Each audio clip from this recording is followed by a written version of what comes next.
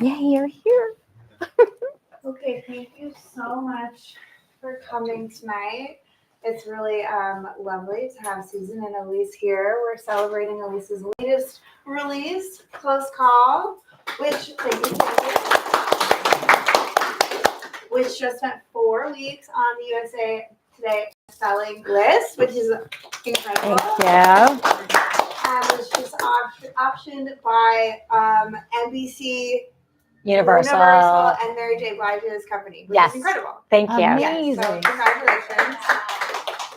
We have Susan's book here, Letters from Strangers, and then I also want to give a shout out to her next book, which comes out in February, from Blackstone. Which I've read, and it's amazing. Oh, thank you. It's going to be about 30 minutes of discussion. We'll have about 15 minutes for Q&A, 15 minutes for signing. We have both books available for purchase.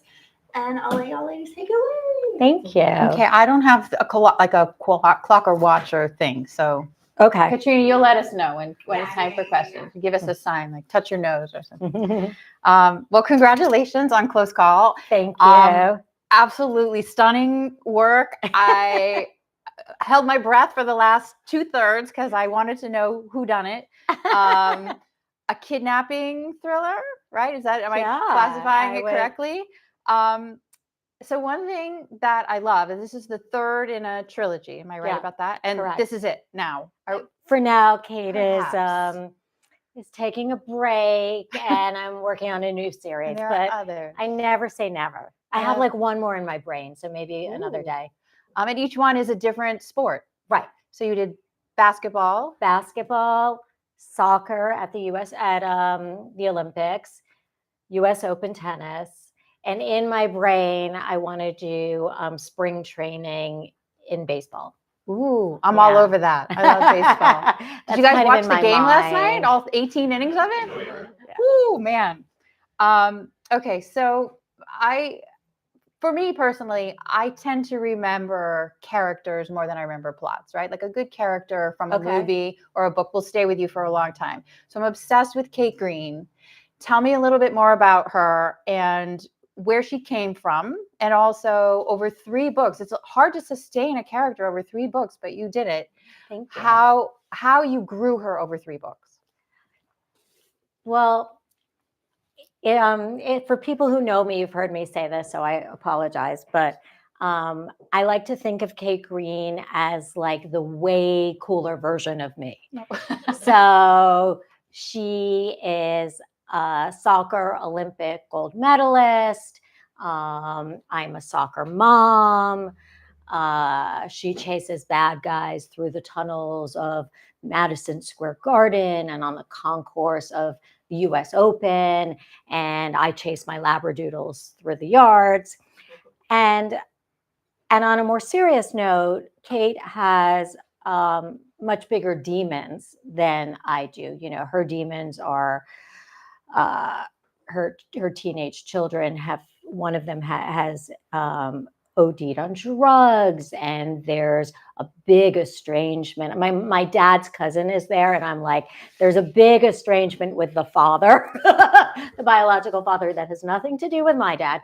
But that's a big role in the book, the relationship with the biological father, and an important role because he's also an NYPD detective. So she needs his help, and he wants to repair the relationship, but at the same time, she doesn't trust him.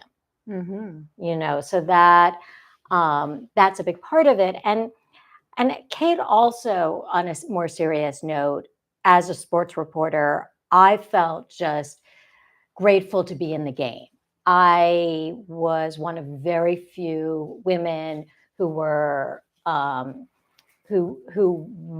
even reporting on sports. So I was like very much the good girl. You know, I didn't push back. I didn't say anything when people would maybe make things uncomfortable for me or weren't exactly fair. And Kate, right from the gate in the first book, you know, stands up for herself in a way that I never did, but that in a way that is so cathartic to me to write. I love that. she's like your wish fulfillment. Yes. And, when we tell stories like, and then I said, blah, blah, blah. It's like, well, actually I didn't. Right. That's exactly right. So I hope I'm not giving too much away when I say there's a moment where she goes undercover. And I was just wondering what it was like to write that. Is that a secret fantasy of yours to go undercover where she crosses the line from reporter? Because reporters are right there in there, right? They are sometimes instrumental in solving crimes just by the nature of being present and observing and asking questions and connecting with sources. So then there's a moment where she crosses the line. I found that so gripping. And I was so afraid for her in that moment, as were some other characters who were like, no, don't do that. So can you just talk about your choice to make that? And was it an impulsive choice, or did it start in the very beginning? Like I knew from this book that I wanted her to do that because I loved it. Thank you. I've been on tour for a while, and that is the first time I've gotten that question. And I really like that question. So thank you for that. I think it was really a craft decision because I wanted Kate to be heavily involved in the investigation. And I really wanted to put her close to the danger. I wanted to put her close to the action. And it was a really good way to slip her in. And I have to say, it was so fun to write that because, I've been a reporter, so I'm writing that, but like to be undercover was really fun because I feel like, we're like similar people. So I'm like you said, like wish fulfillment. So it was really fun. And I write a lot of the time in bed. So I'm like all cozy and I have my lap desk and I'm writing. So I never felt in danger, except maybe from my dog barking. But but it was really fun to do that. Was your heart racing when you were writing that? Yeah, I mean, I feel really good if I'm getting my heart racing, or Rob, my husband, says that I get this like smirk on my face if you probably do too. Like if I'm writing something where the reader's going to think I'm going to the right, but I'm really going to the left, I'm like, he's like, you're doing it again, aren't you?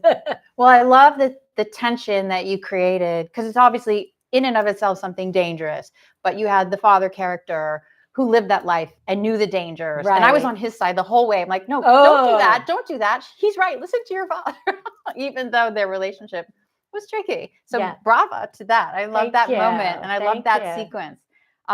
Okay. So I want to know more. I'm a tennis fan, and you have these two characters in the tennis world, an up and coming and the sort of veteran pro.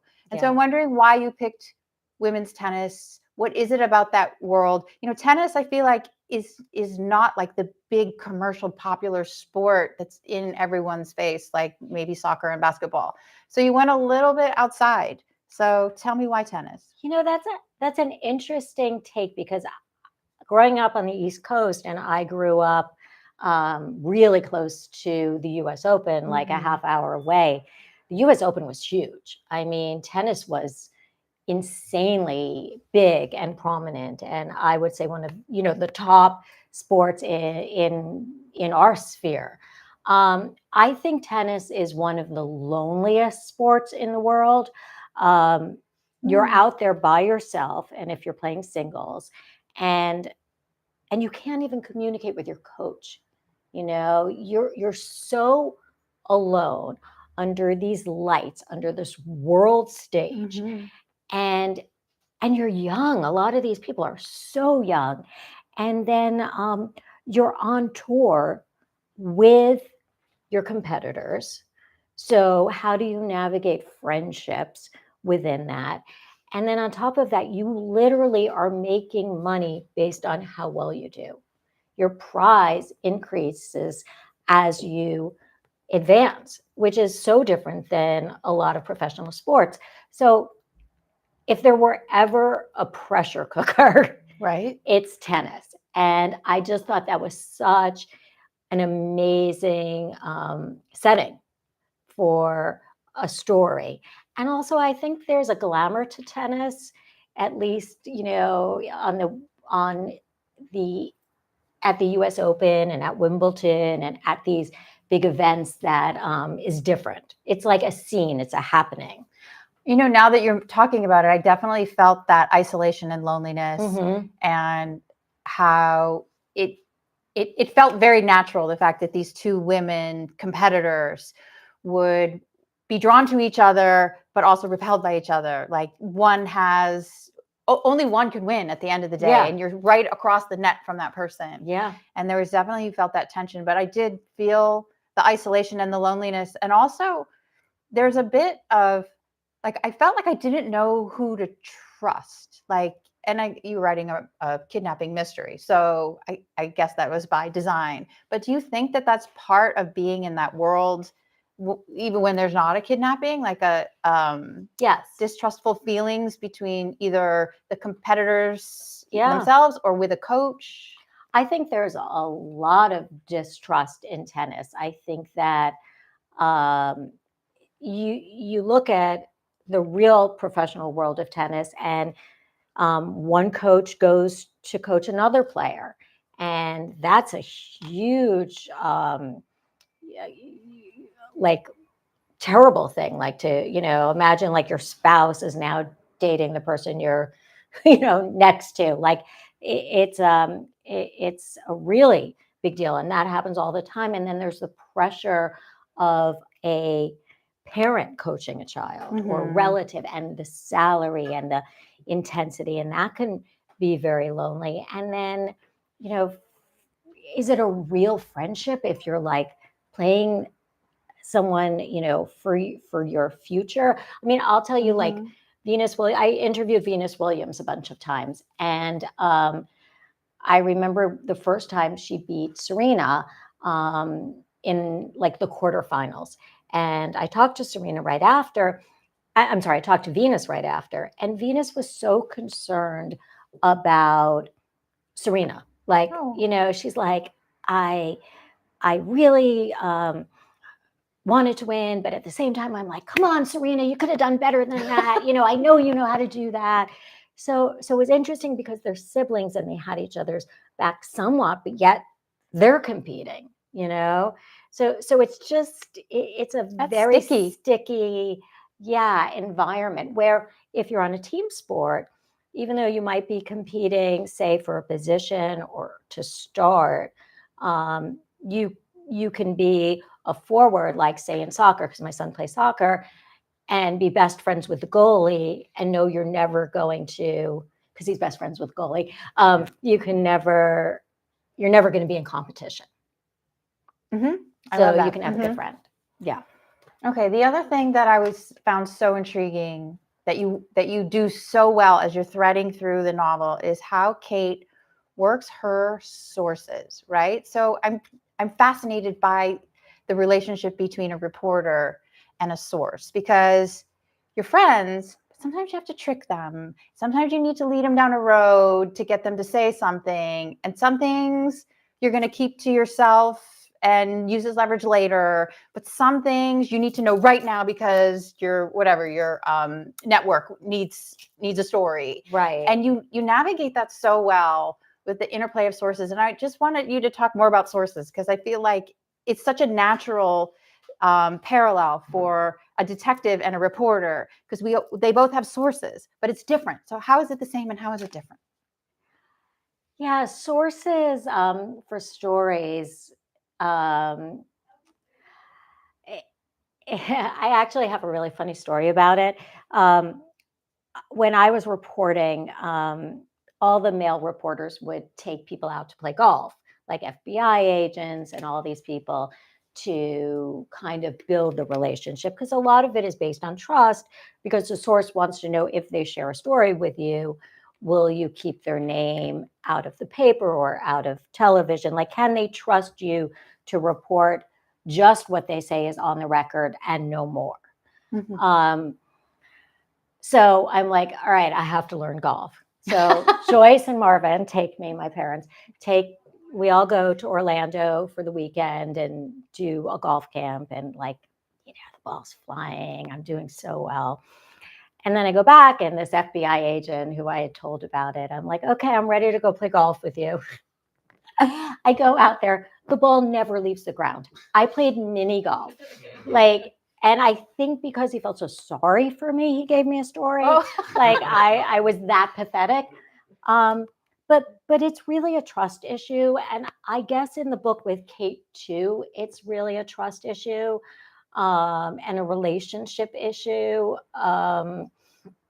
You just kind of see in TV, there's the element that's a little bit icky of, are they using you to get their story out there, and especially in politics, because I did cover politics and news before I covered sports. Oh, I didn't know that. Yeah, I was a TV reporter for NBC, in New York City, and um, and then you feel like you want to break a story, but is it also like part of someone else's agenda?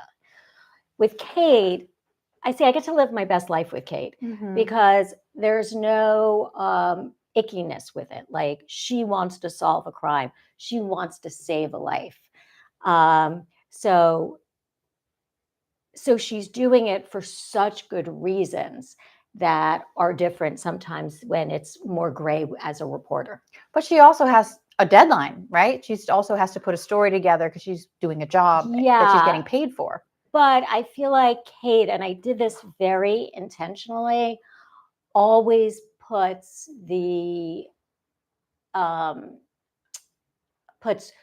solving the crime or protecting a friend before the story. I don't think she ever sacrifices her moral compass about her career, to get further in a story. That's definitely true. Yeah. I felt that. Definitely. Yeah, and I was very conscious to write it that way. That was important to me. Which is, I think, part of the reason she's sustainable for 3 books, because she does have such a strong moral compass. Yeah. And she's so brave. That's interesting to say, like, to hear you say that she did the things that, she was brave where you were. Where I wasn't. Yeah. Okay. I'm still obsessed with the reporting, and I want to know more. Tell us your favorite event that you covered as a reporter, or your least favorite, or both. Ooh, like, what did you love to cover? Favorite. Like, when they said you're assigned to, you were like, yes, or you're like, oh no. I loved covering the U.S. Open, which this is about. I loved covering March Madness, and I'd always get assigned to Duke, which was really fun. And I loved it because college students are so sweet. Like, they're just not jaded yet, and they're like so excited about everything, which was really nice. But I had so many great moments. I mean, in spring training, I covered the Yankees, and I don't know, it's Dodgers town, so I'm sorry, but I covered the Yankees and Derek Jeter, and like Bernie Williams is there with his guitar, and just like a lot of Joe Torre told us, my husband and I were to go for our honeymoon. A lot of human moments, like Chuck Knobloch was having something called the yips back in the day when he couldn't throw. And he's standing there and he's like, yeah, I know I'm not having a good time, but you just got engaged. And what shape is that ring? Because I'm about to get engaged, and like, I don't know what shape to get my fiance. So it's interesting to see that. And then some of the worst moments, Sean probably knows which moment I'm going to. I covered the U.S. Open golf, and the most important thing for me to do was to get an interview with the person that won the U.S. Open, and that was Payne Stewart, who was a lovely, lovely person, and the public relations person really didn't like women. And I was like one of the only women there. He didn't know me from anything. And he kept promising, even though he gave me no other interviews, that I would get the interview that everyone else got with Payne Stewart.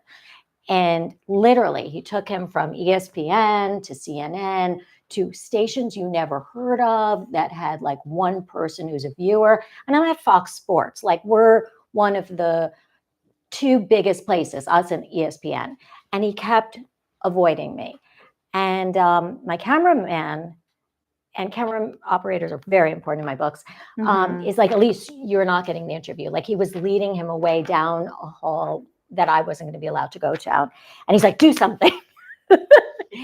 And I'm like, Payne, please do the interview.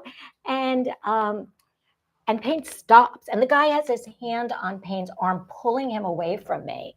And Payne's like, no, I want to do this interview. And he comes back and he saves me. I mean, I literally thought I would get fired without that interview. It was like before you could be like, okay, bad behavior, you should get fired. I really thought I was going to lose my job. And Payne saved me. He saved me. He saved my job. I never confronted the guy, never told anyone about it. Yeah. But I had moments like that, a bunch of moments like that. I always feel like when I watch the post-game press conferences and, now I feel like, and we were the same age, right? It was a different age for women in those positions. Yeah. Now, certain teams always ask the woman first because they know like that they're getting neglected or they've been historically neglected in these situations for so long. So the first question, when you see the head coach up there with his quarterback, whatever, and they ask the woman first, and we've come a long way, right? Like it's changed. But it hasn't. I mean, you're like, no, it's Susan. I'm not sure because when I was working in sports, you had your token woman at all of the major stations in front of the camera, but there were so many men behind the scenes. And I've been away from it for a long time, but I would be shocked if it's equal. Maybe it's a little more women, but I would be surprised by how much. And some of that could be a choice, like that less women want to do it. I don't really know, but I don't know how far we've really come. Interesting. I feel like I'm seeing more women, certainly in studio now than I've ever seen for traditionally, it's been 3 men and now it's 2 men and a woman. Okay. You're right. You mentioned just now, and I'd forgotten about your cameraman, but he is a big part. Like, what's that relationship like? He's like your work husband. Is it always the same cameraman? And does he help you? Does he find shots for you? Does he sneak his way in? Like, what is that relationship like? Yeah, you live and die by your camera operator, and sometimes you don't always have the same one in real life, and sometimes it's great, and sometimes it's awful. But when I went to NBC, I was really lucky to have this guy, Carmine, and Bill is loosely based on Carmine. Shh, don't tell anyone. And I haven't talked to Carmine in like 20 years. So if he's watching, Carmine. Hi, Carmine. And he would just take care of me. Like he would make sure the sun's facing the right way, and like my clothing was okay, and he would fix my hair, and he would just just really take out the extra stops to make sure that everything was okay. And we worked, he was so helpful because when I went to NBC, I was really a baby. I got there so quickly. It took me a very long time to get on camera. But then once I did, I went from News 12 Long Island, which was where I started, to NBC very quickly, too quickly, probably. So without his help, I probably would have crashed and burned. But there are also times when you're with the worst cameraman, and I was stuck covering spring training once like that. And so we're in the car every day going to a different spring training, and it's really hard. And I mean, I had a colleague at a different station in New York, and I remember going into the bathroom and she was hysterically crying because of the camera operator. So, it's all different things. And it is your work spouse because you're like dancing almost, you really have to work together. Yeah. And I mean, the world is going to see you, how he frames you. And Literally. Getting the light right is so important because we all know how we look when we're backlit, and it like brings out any like blemishes or whatever. Like, or shooting up on you is like the kiss of death. Right. And so, okay. Thank you for sharing that. That's really interesting. Yeah, it's really interesting. Okay. In your book, the coaches are actually, they're front and center in the book, the coaches. Yeah. And you talked about, how the relationship is fraught. Like your coach could leave you, or you never really know the true motivations of your coach, and your coach could be secretly trying to poach that other athlete, and it does happen, right? Oh It yeah. happens a lot. Yeah. So I'm curious if that came from, I'm curious as a soccer mom, like what your experiences has been with coaches, because I'm a gymnastics mom and now a track and field mom. And I've learned a lot about coaches. I've had many coaches now through 2 kids in many sports. And tell me if the coaches that you've experienced in your children's sports have wormed their way in, traits from them have wormed their way into some of your coaches' characters, because they're really well drawn, your coaches' characters. Thank you. Maybe in Dangerous Play, which was about soccer, there would be more things I took from that. I did a lot of research for Close Call, besides having gone to covered the U.S. Open.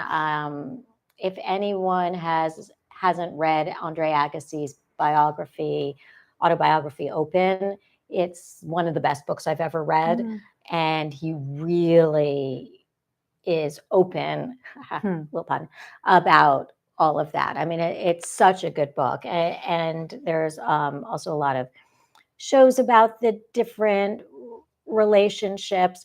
But I don't think that what I saw in soccer translated to what I saw in tennis, because tennis is an individual sport, and where one coach, you probably want more attention as a team player, and you want your coach more focused on you.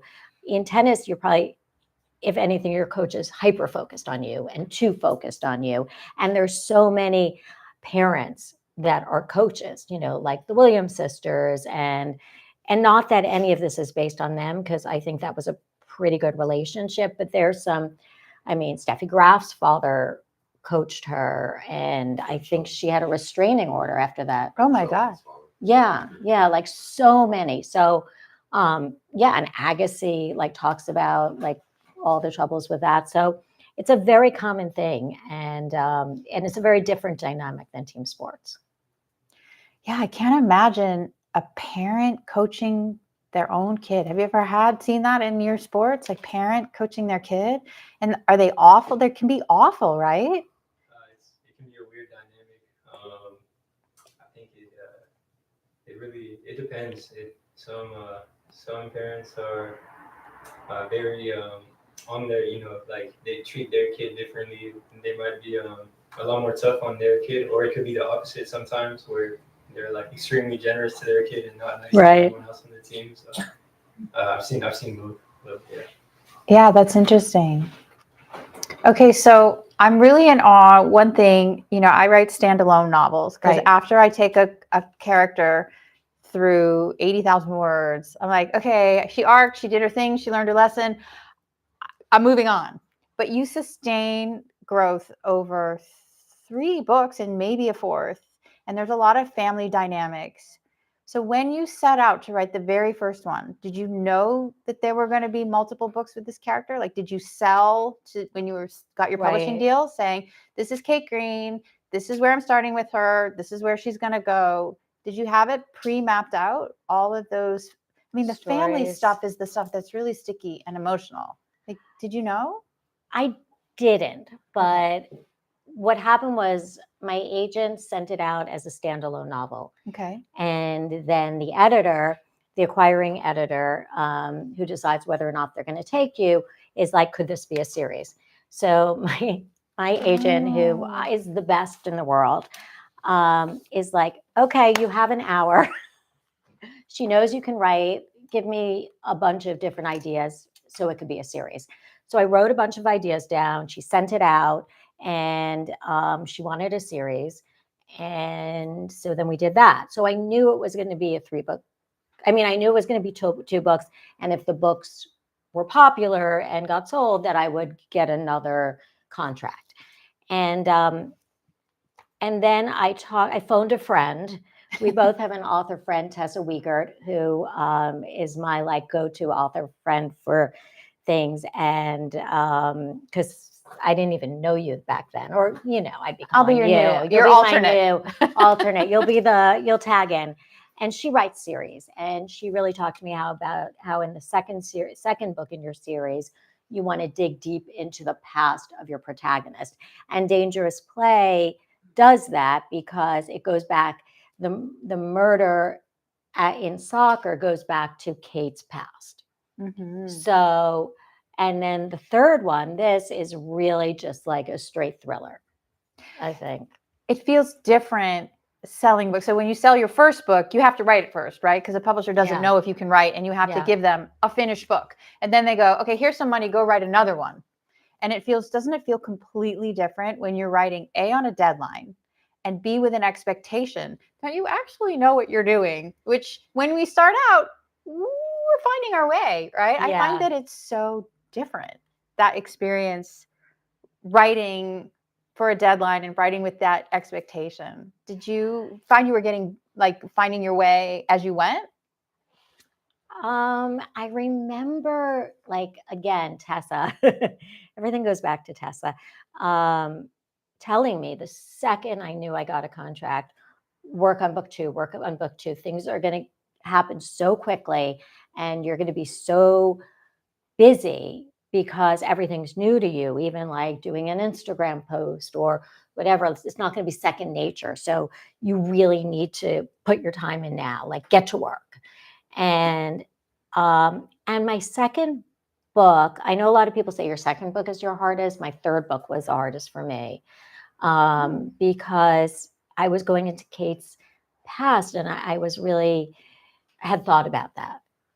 This book I actually had a couple of false starts and I had a harder time with.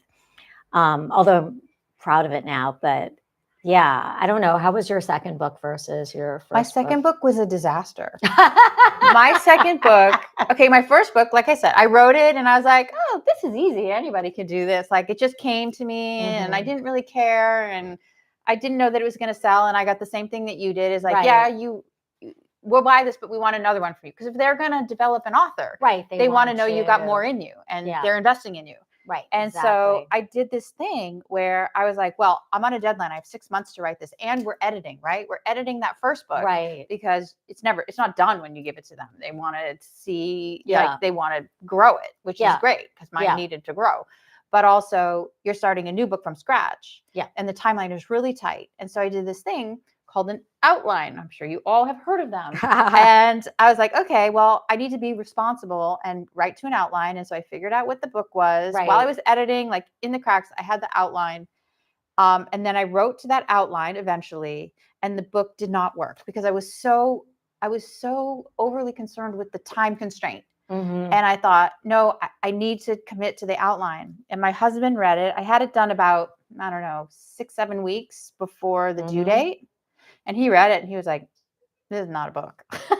And I was like, oh, I don't think I'm an outliner. Right. So the books are about 80,000 words. I threw away the last 70,000. Wow. I liked my setup. I liked the first 10,000. And I wrote 2,500, 3,000 words a day from an honest place, from my heart. What would the character do next? And I would write until the sun went down and I had to feed my children. And then I was like, okay, I wake up, what's the most interesting, suspenseful, exciting thing I can ask my character to face today? Right. And I just wrote, and to me now it's my favorite book. And it's wild. It's so unpredictable. Yeah. It didn't end how I thought it was going to end. And I was so scared when I did the ending because I was like, people aren't going to like that. It's too risky. And I was like, forget it. I'm taking the risk. And I'm so glad I did. And so my second one became my favorite one. Because I knew when I wrote it in 6 weeks, I was like, I can do this. If I can do it in 6 weeks, I can do it. Yeah. And so, yeah. And then the third one, then I kind of just trusted it. And even now, I'm in my 8th book right now. And I'm 15,000 words in, and I don't really know where it's going. And I say my little mantra, trust the process, trust your process. You'll come up with something. I'm more of a plotter. I know my ending. I know the roadmap. I need to kind of know the breadcrumbs, and this is not an outline, but I need to know in each chapter what the red herrings are and what the breadcrumbs are, and the suspects and that kind of thing. Just for that stuff. But it's really interesting. Like the thriller community is really split. I found more people who do it my way. Just like Laura Dave says, you're driving your car. How far can your headlights see? You just right to that point, and that's your workday. Yeah. And same with David Baldacci, who I cornered in an elevator. He's written, 77, 78 books. Yeah. And he's like, how can you write an outline? You don't know what your characters are going to do till you start writing them. You don't know them yet. It's the process that would get you know. So that's, and Lisa Jewell, the same way. I spoke to her at her book event. Yeah, I think what it is just like people are different types of learners. Mm-hmm. Some are tactile, some are visual. People choose different pathways to write. Well, Lee Goldberg, who I saw the other night, who's written 70, 80 books. We should do questions. Oh, we're going to do questions. Yeah, Lee Goldberg is an outline. He's like, you can't just, it's irresponsible to write without an outline. He got kind of mad at me. Okay. Yeah, we should open up to questions. Who has a question? Because I have more questions. Yeah, go ahead. On that subject. Yeah. I have about 40 pages left, so don't spoil it for me. Okay. But about halfway through, I thought to myself, I should write down who I think did it. Ooh. Which I would have been wrong. Well, I already know that, and I have 40 pages left. But it kind of relates to what you guys were talking about. Like, did you decide who did it before you wrote the rest of it? Like, do you start from the end and then work your way? Yeah, it's a good question. So great question. For me, yes. I decide the sport, like the setting, the crime. So I knew it was going to be a kidnapping. And then I write down the suspects, right? So I may not even have them developed enough to say more than boyfriend or uncle or aunt, friend. And then I think what their connection, what their secrets are, because I love writing about secrets, exposing secrets, what their secrets are and what they connect to the crime. And then I decide as I'm kind of outlining that or putting that out, I use a spreadsheet, and I color coded red herrings, those are in different shades of red. And then the real person who did it is blue. And then I do decide who did it, why they did it, and kind of the different points of how the reader will learn. Now, I will say, as I'm writing, there will be shifts, like 20% shifts, or I'll add another suspense element. I'm doing that right now in my fourth book, and I'm finding I'm really leaning into messing with the reader more than I plan to in the outline. But my general map is there. So I do. That's my goal. If I messed with the reader, and look, my books are plot heavy. Like I lean into plot, and that's very important to me. And the kind of the twists and the turns of the plot. Yeah, good. I'm glad I messed with you. Yeah, makes me happy. Any other questions? Yes, Sean.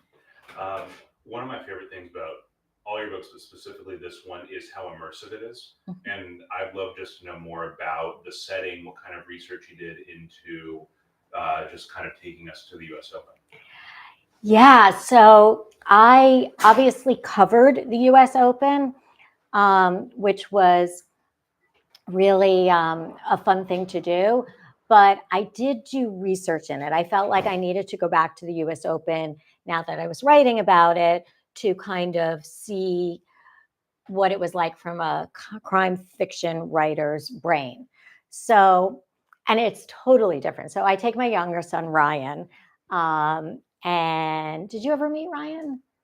One time. Okay. They surprised me, but Ari's friends with my older son. They went to college together.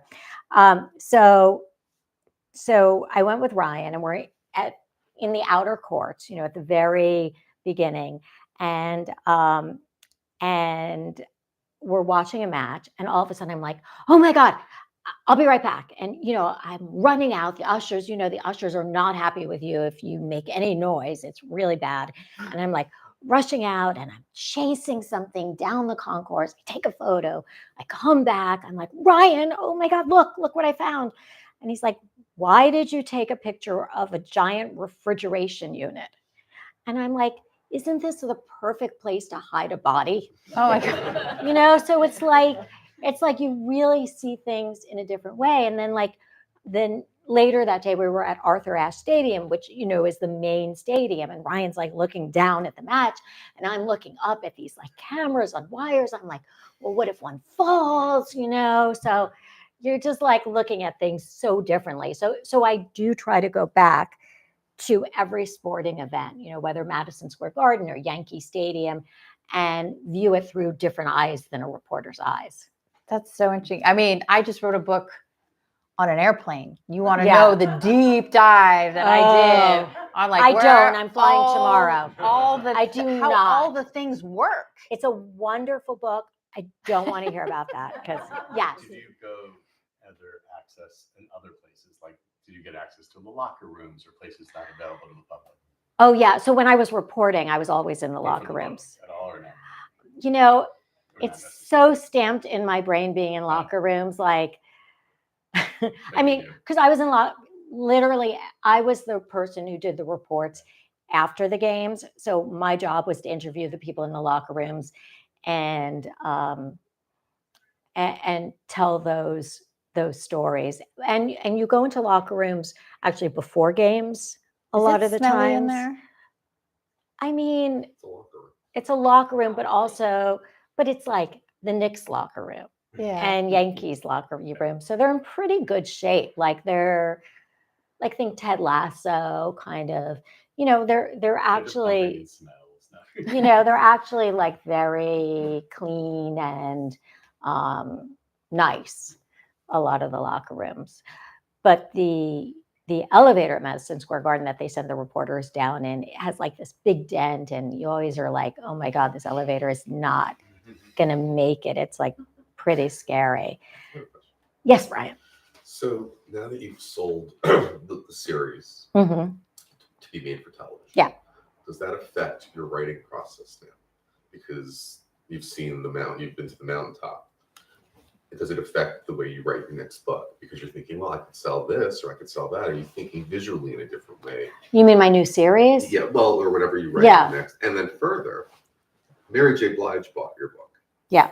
As I look around the room, I think nobody here is African American. Does that change the way you think about the characters as well? Or are you thinking that maybe, like, are you writing in a different way because you think somebody could play this part versus not play this part?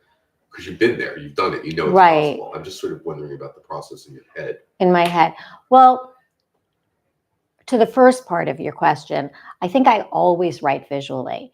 And that's because I was a TV reporter. So I always see a video in my brain as I write. And I really think it's because of my decades of writing television and writing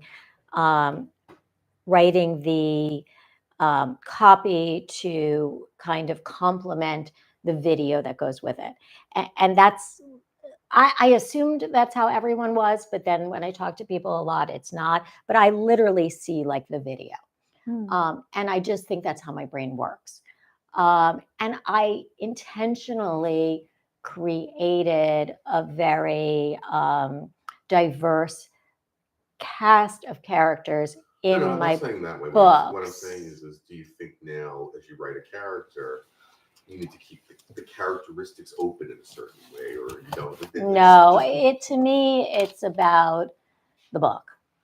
And if something happens, it happens, and I'll be very grateful. Right. I'm really most concerned with the fact that, Mary J. Blige is such a powerhouse and such an incredible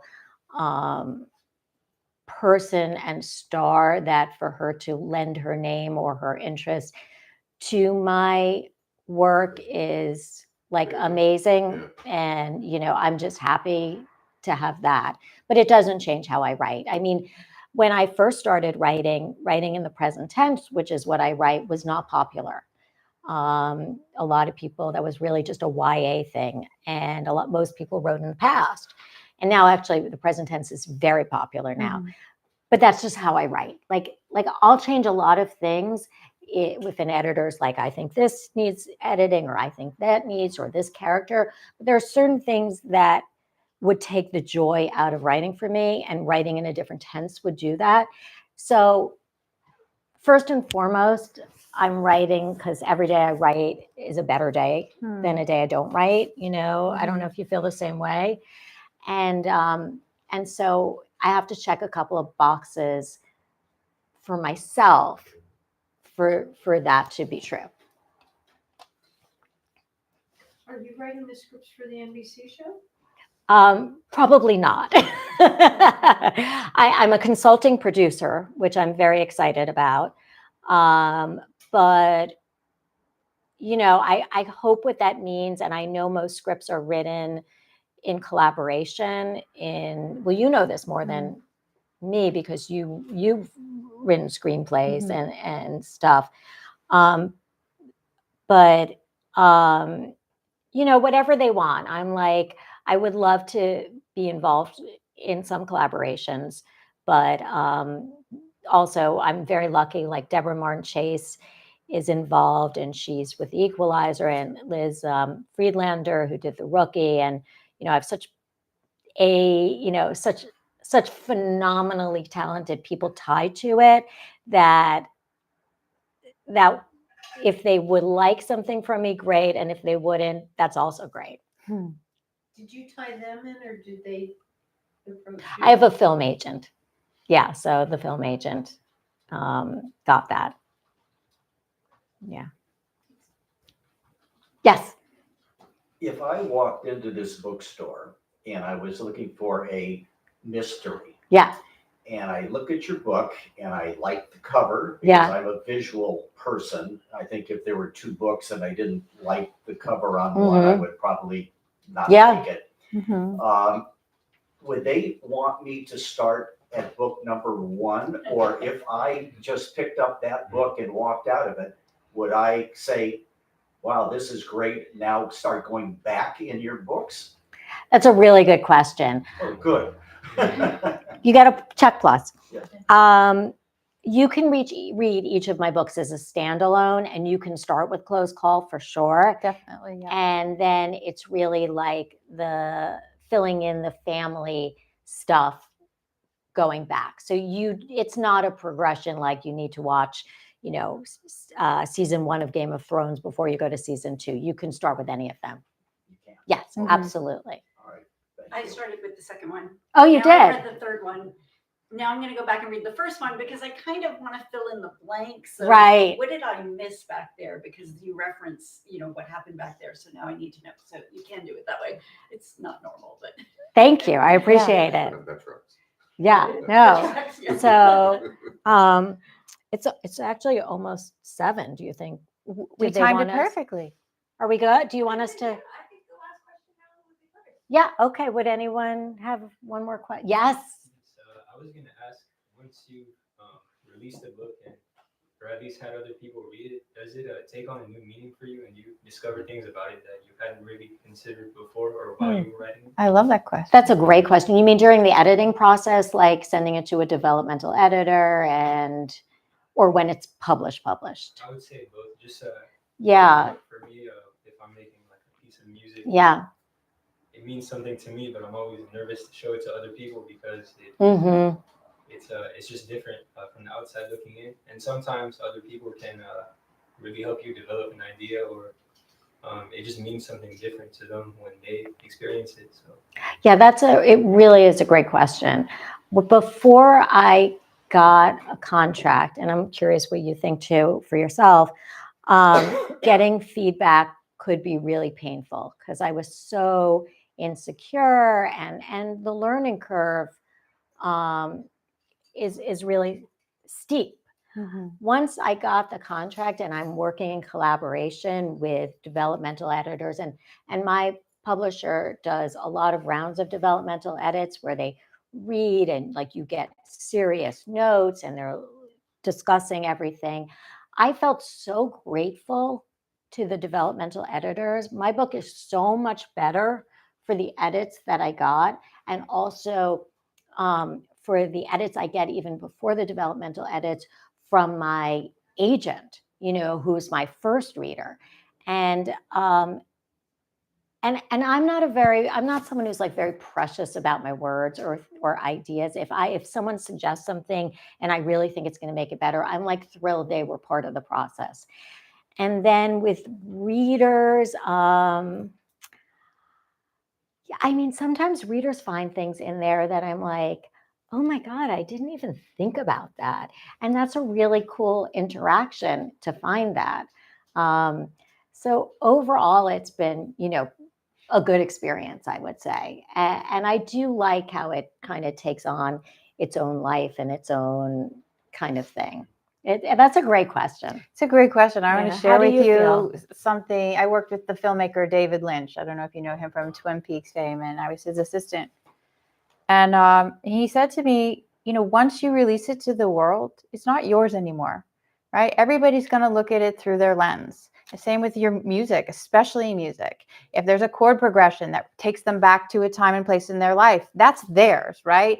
They hear your song, they might think it's sad. Somebody else might think it's revelatory. And it's like, once you're done, once it's this, like, it's all of yours to decide what it means. And one time even, we were shooting a film and there was a cutaway.